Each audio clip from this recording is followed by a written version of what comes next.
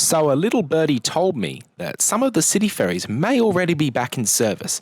Hello and welcome back to Talking Planning, transport nerds and fellow planners. And today we're making our way down the Brisbane River towards Tenerife or Bulimba to see if we can jump on board one of these city ferries.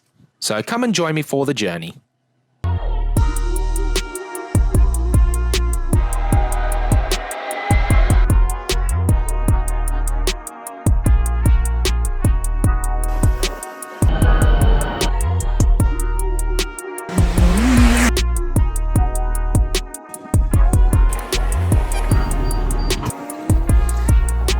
This is Talking Planning. Had something interesting today. First time I've ever had this happen. We've been told that we're doing a boat swap at Hawthorn, so I have to jump off this ferry and jump on another one. Never had that before, but curious to see what happens.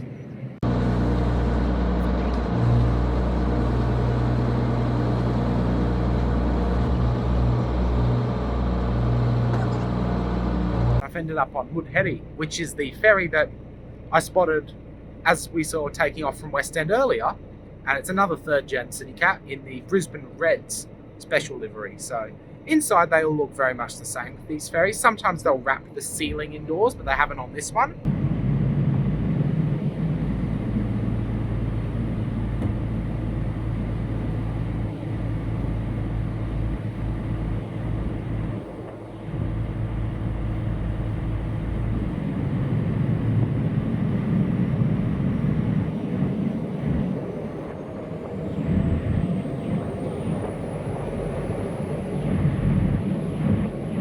We're just pulling into Bulimba now, and I can see a little CityFerry up in front of me, but is it running? I really don't know. So I am going to jump off here and sit around the terminal for a bit and see if it is going. So fingers crossed it is, and hopefully I can quickly take you along for the ride.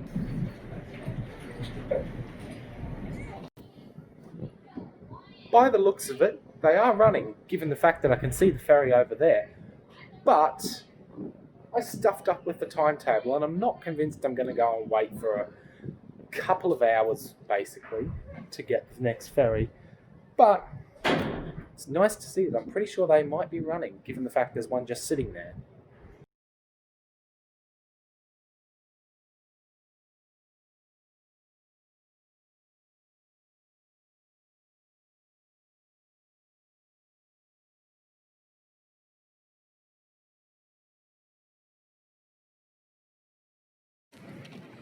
I've decided that today's a really good day to just actually have a bit of lunch in Bulimba and wait for that ferry because, to be honest, I'm actually excited enough about trying to get a city hopper that I'm happy to wait for about an hour and a bit. So I'll grab some lunch.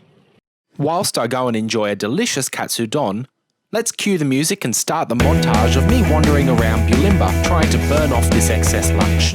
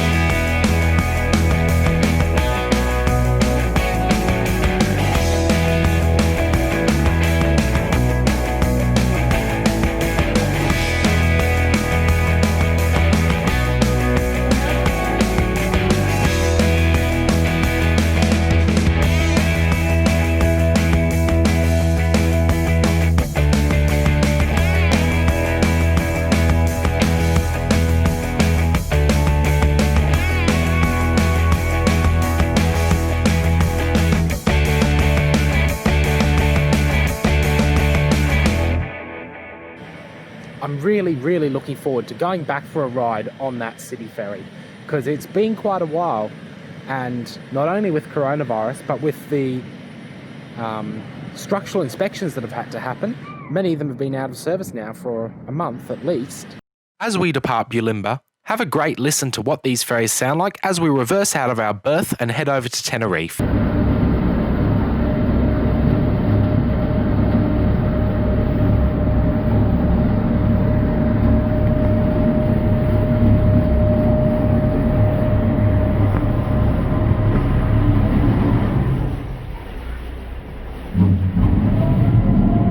I have always enjoyed travelling on these old classic style city ferries. There's a real charm to them. I like the big slidey windows, I like the fact they've got wooden benches out the back, and I like the fact that the seats inside are just simple. They've got a plastic back and a cloth trimmed front, which I'm sure is only a fairly recent upgrade. What's important to talk about now is how the ferry fleet is going to evolve going forward. One of the big challenges is we've just had our contracts for the ferries renegotiated. A new operator called River City Ferries is taking over for Transdev. River City Ferries is part of the Sealink Group, who are already an established ferry operator in Queensland. They have the Bay Islands transport ferries, they've got a few regional ferry networks, and they've got tons of ferries from across Australia. So they do know what they're doing. One key issue though is they've got 9 of their ferries as the monohull ferries, with almost all of them, bar the one I caught today called Kalparrin, out of service. So the 8 other monohull ferries all have wooden hulls. They've found wood rot, and it doesn't really take a genius to work out that holes in wooden boats are not good for buoyancy and flotation. The other challenge is these ferries are certainly getting on in age. Many of them are over 30 years of age, and they were definitely not designed with disability access standards that are expected today in mind. So it would take a lot of re-engineering to make these ferries compliant with modern standards. When was the last time you saw someone in a wheelchair using one of these old ferries? If you have, it was probably with great difficulty. So it is time from that front to definitely look at how we either modify those ferries or buy something new which is compliant. As a temporary solution, Sealink is bringing up 4 of their older small ferries from Sydney, which they are modernising and changing up a little bit to suit Brisbane's needs. Not sure too many of those details, but I am really looking forward to seeing them around the network and giving one a go and showing you guys around for the experience. So I'd like to say thank you so much for joining me on Talking Planning, and I will see you again next time.